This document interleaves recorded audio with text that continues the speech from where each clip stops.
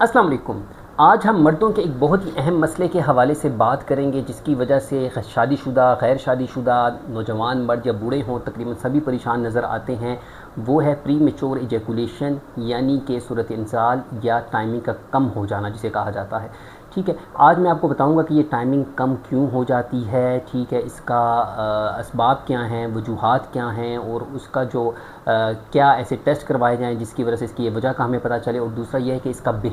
सबसे बेहतरीन कामयाब तरीन इलाज क्या हो सकता है, ऐसे कौन से ऐसे नुस्खा जात हैं जिस पर अमल करके आप अपनी टाइमिंग को बेहतर कर सकते हैं। सबसे पहले ये बात याद रखें कि मर्द जो कि सारा दिन काम करता है, मेहनत मजदूरी करता है, चाहे वो ज़हनी कर रहा है या जिस्मानी कर रहा है, ऑफिस वर्क कर रहा है, कंप्यूटर पे काम कर रहा है, ठीक है, किसी भी शोबा ज़िंदगी से मुंसलिक है, अगर वो शाम को जब घर आता है, ठीक है, तो वो एक जिस्मानी और ज़हनी थकावट का शिकार हुआ होता है। तो उसके बाद हमारे पाकिस्तान में जो सोर्स ऑफ इंटरटेनमेंट है, यानी कि जो एक इंजॉयफुल एक्टिविटीज़ हैं, चूँकि पार्क्स नहीं हैं या वहाँ तक एक्सेस आम आदमी को नहीं है, दूर हैं, ठीक है, घरों से, सोसाइटीज़ कोई वेल डेवलप नहीं है, हमारे यहाँ बिजली का निज़ाम बहुत दरम बरम है, महंगाई बहुत ज़्यादा हो रही है, जिसकी वजह से कि ओवरऑल हमारे जो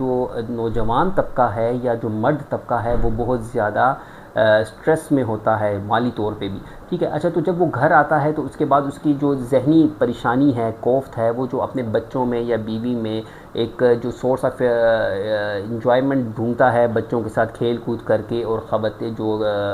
उसकी अहलिया है, ज़ोजा है, उसके साथ जो कुर्बत के जो मामलात हैं, अगर वहाँ पे भी वो मुतमईन नहीं हो पाता, ठीक है, इत्मीनान हासिल नहीं कर पाता अज़दवाजी मामलात में, सेक्सुअल ज़िंदगी में, तो उसकी वजह से उसकी जो ओवरऑल हेल्थ है वो बहुत ज़्यादा कॉम्प्रोमाइज़ हो जाती है, वो मज़ीद टेंशन डिप्रेशन का शिकार हो जाता है, उसके कारोबारी मामलात इनडायरेक्टली उससे अफेक्ट होते हैं।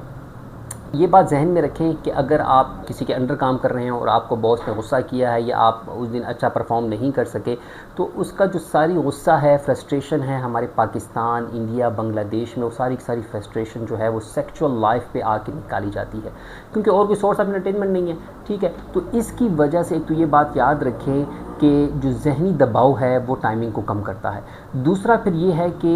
मैं आपको इसका इलाज भी बताऊंगा आगे कि आप इसको किस तरह से कुदरती तौर पे बेहतर कर सकते हैं। अच्छा, सबसे पहले ये है कि आप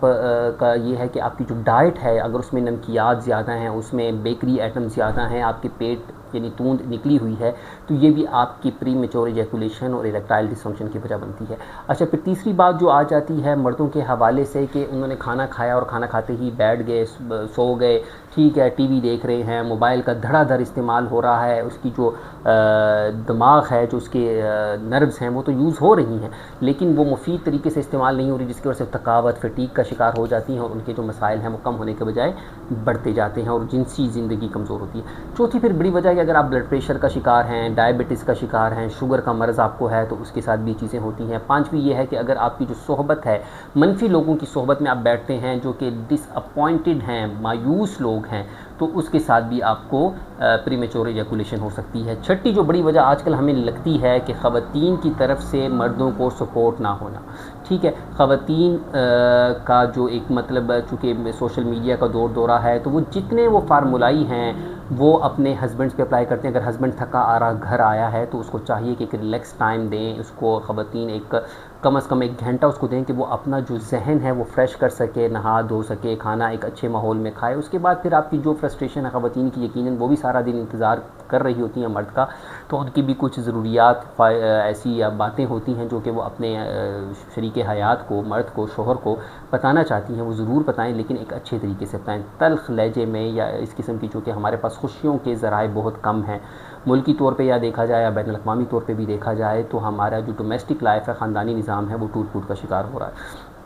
अच्छा, तो अब अगर हम इलाज की इसके हवाले से बात करते हैं, बहुत सारे मज़ीद फैक्टर्स हैं इसमें। ठीक है, कुछ लोग नशा करते हैं, ड्रग्स लेते हैं, ठीक है, वो भी आपकी शुरू की जो टाइमिंग है उसको तो बहुत बेहतर कर देती हैं। अच्छा, कुछ ऐसी टाइमिंग बढ़ाने के लिए शादी की पहली रात को ही वो दवाइयाँ लेने लग जाते हैं। ठीक है, उनको लगता है कि हम सुपरमैन बन जाएंगे, वो सुपरमैन कभी नहीं बनते, उनकी डोजेज़ उनको हर गुज़रते दिन के साथ डबल ट्रिपल करनी पड़ती है। अच्छा, वो जब ट्रिपल करते हैं, ज़्यादा करते हैं, ठीक है, जो अद्वियात, जो ड्रग्स हैं, जो टाइमिंग बढ़ाने वाली हैं, वो ज़्यादा करते रहते हैं, तो उनका असाबी निज़ाम मज़ीद तबाही का शिकार होता है, उनके गुर्दे फेल होने के चांसेस ज़्यादा होते हैं।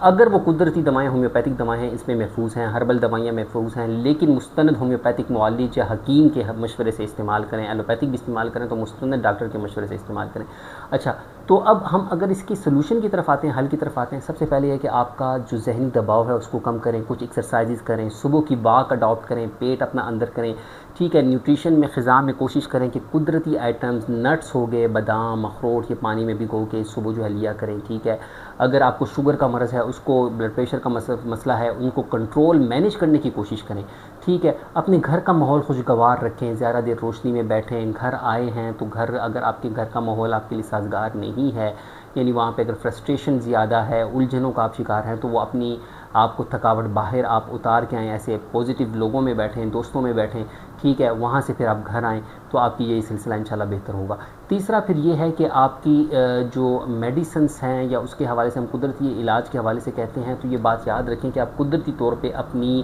جو ٹائمنگ ہے اس کو بڑھا سکتے ہیں۔ ایک تو یہ ہے کہ سب سے پہلے آپ رات کی آخری پہر میں ہم بستری کریں، تھکے ہوئے ہیں، سو جائیں، گھر آ کے آرام کریں، سکون کریں، اس کے بعد اٹھ کے جب آپ کا معاملہ بنتا ہے تو آپ ہم بستری کی سائڈ پہ آئیں، تو آپ کی انشاءاللہ ٹائمنگ قدرتی طور پہ بہتر ہوگی۔ لیکن اس میں یہ ہے کہ آپ کی جو اوور آل ہیلتھ ہے وہ امپروو ہوگی۔ دیکھیں جنسی جو زندگی ہے، چاہے مرد ہے یا عورت ہے، اگر اس کی وہ بہتر ہوتی ہے تو وہ جلدی بوڑھا نہیں ہوتا۔ یہ میں بڑی ذمہ داری کے ساتھ یہ بات کہہ رہا ہوں کہ ان کے ہارمون جتنے بہتر ہوں گے، ان کی ہڈیوں کی صحت، ان کی جسمانی صحت، پٹھوں کی صحت، اوور آل ساری کی ساری چیزیں بہتر ہوتی ہیں۔ خواتین ایون کہ آج کے دور میں اپنے اوپر بہت زیادہ پارلرز پہ بہت زیادہ پیسہ لگا لیتی ہیں، بہت زیادہ محنت کرتی رہتی ہیں، لیکن اگر ان کے ہارمونز بہتر ہوں، ٹھیک ہے، تو ان کی جو چہرہ ہے، سکن ہے، فیس کی سکن ہے، اس پہ ہاتھوں کی سکن ہے، اس پہ گلو بہت اچھے طریقے سے آئے گا۔ یہ باتیں ہو گئی، ان کی باڈی سلم اینڈ سمارٹ رہے گی، اور مردوں کا بھی ایسے ہی ہے، ٹھیک ہے۔ تو اس میں اس کے علاوہ جو ہومیوپیتھک میڈیسنس ہیں، ٹریٹمنٹ ہے، وہ اس کے حوالے سے ایک بہترین علاج ہے، آپشن ہے۔ قدرتی ادویات، ہربل میڈیسنس اس حوالے سے بہترین ہے۔ تو ہمارے کلینک میں اس حوالے سے مکمل رہنمائی دی جاتی ہے، پرووائڈ کی جاتی ہے، آن لائن بھی۔ جو ہمارے پاس بہت سارے ایسے پیشنٹ ہیں جن کو کہ ہم شادی سے پہلے یا شادی کے بعد کے مسائل ہوتے ہیں، بے اولادی کے مسائل ہوتے ہیں، ہم مکمل ان کو رہنمائی دیتے ہیں۔ آپ سے صرف اور صرف ہم واٹس ایپ کے ایک میسیج کی دوری پہ ہم موجود ہیں، باقاعدہ جو ہے آپ ہمیں میسیج کر سکتے ہیں، ہماری ٹیم آپ کو مکمل مشاورت کی اپائنٹمنٹ آپ کو دے گی، پہلے اس کے حوالے سے آپ کو رہنمائی کرے گی، دوائی لکھوانے والی ہوئی لکھوا دی جائے گی۔ اگر آپ دوائی منگوانا چاہتے ہیں تو سہولت کے ساتھ آپ کو جو ہے آپ کے گھر کے ایڈریس پہ، جہاں کا آپ کا ایڈریس دیں گے وہاں پہ آپ کو پہنچائی بھی جائے گی۔ لیکن اپنی صحت، اپنے گھریلو معاملات کو بہتر رکھیں۔ اس وقت طلاق کی شرح بہت بڑھ رہی ہے، اور اس کو کم کرنے میں ہم نے اپنا کردار ادا کرنا ہے۔ اللہ تعالیٰ آپ کا ہم سب کو ہمیں ناصر ہو۔ اپنا بہت خیال رکھیے۔ اللہ حافظ۔